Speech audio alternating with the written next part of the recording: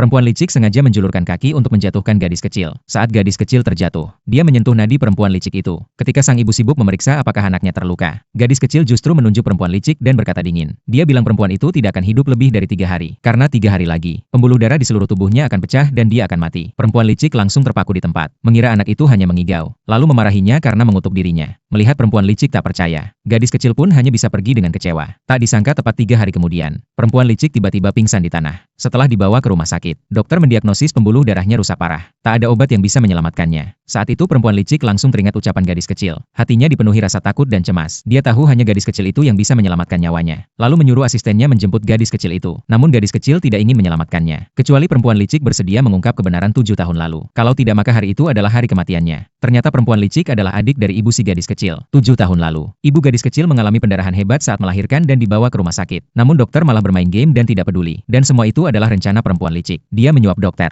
agar bisa merebut suami dan harta kakaknya. Dia mengancam kakaknya, kalau ingin menyelamatkan bayi dalam kandungan, harus menandatangani surat cerai. Ternyata suami sang kakak tidak datang ke rumah sakit, karena telah dihasut oleh perempuan licik, sehingga ia mengira istrinya berselingkuh. Sang istri mati-matian menjelaskan bahwa dia dijebak, namun sang suami tidak percaya sama sekali. Saat itu perawat menemukan bahwa bayi di dalam kandungan kekurangan oksigen. Demi keselamatan sang bayi, sang istri akhirnya membubuhkan sidik jari di surat cerai. Begitu tujuannya tercapai, perempuan licik langsung berpura-pura menelepon kakak iparnya, bohong bahwa sang kakak sudah tanda tangan, dan kabur ke luar negeri bersama pria lain. Mendengar itu sang suami marah besar. Dalam perjalanan ke bandara, ia mengalami kecelakaan serius. Sejak itu dia lumpuh dan harus duduk di kursi roda. 7 tahun kemudian, sang wanita kembali ke tanah air bersama 2 anaknya. Meski usianya masih kecil, putrinya sangat ahli dalam pengobatan. Sudah menyembuhkan banyak orang tanpa pernah gagal. Sedangkan putranya sudah menjadi CEO perusahaan multinasional. Tujuan wanita ini kembali adalah untuk menyelesaikan masalah masa lalu. Dia membawa anak-anaknya pulang ke rumah untuk mengambil kembali warisan peninggalan ibunya. Namun tak disangka, ayahnya ternyata sudah lama berselingkuh dengan ibu dari perempuan licik dan tidak berniat mengembalikan warisan sama sekali. Saat sedang berbicara, ibu tiri bahkan menampar wanita itu dan mendorong anaknya hingga terjatuh. Situasi langsung tak terkendali. Putranya langsung memerintahkan pengawal untuk menangkap mereka. Namun sang ayah mengira semua ini hanya sandiwara buatan wanita itu. Anaknya lalu dengan tenang menunjukkan identitas asli para pengawal. Tapi ibu tiri tidak peduli. Dia berteriak bahwa calon menantunya adalah CEO besar. Kalau tahu mereka diganggu, pasti tidak akan tinggal diam. Baru saja dia selesai bicara, perempuan licik mendorong masuk kursi roda sang CEO. Sang wanita melihat mantan suaminya duduk di kursi roda, tak bisa menahan diri dan berkata mereka memang pantas mendapat balasan. Dia mengatakan kalau bukan karena pria itu, dia dan anak-anaknya tidak akan jatuh ke dalam penderitaan seperti dulu. Tak disangka sang CEO justru menyalahkan semua kesalahan padanya.